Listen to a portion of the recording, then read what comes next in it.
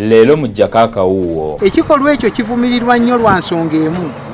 Ssentebe yeeziikira abantu abatali babe ng'abasengudde nga ne bannannyini bantu abo abaafa tebamanyi. Kati ffe tetumanyi bijjo byaffe wa gye yabikola ki gye yabiteeza.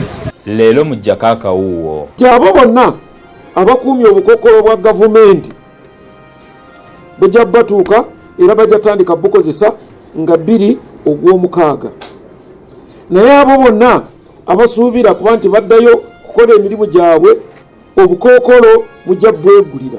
Leero mu gyako akawuuwo. Ekisinga kye njagala waliyo abantu abalwadde ba siriimu wennyini awali omusawo agaba eddagala we twalitadde emmere oli bw'ajja okunona eddagala ne bamuwa n'emmere. Gano n'amalala ge tuleese mu gyako akawuuwo. Batugambye nti omwezi Ogw'omukaaga guno nga guweddeko naye Ogw'omukaaga olutandika tufuluma ennyumba yange naye tetulina we tugenda kudda, tetulina buddukiro bwonna.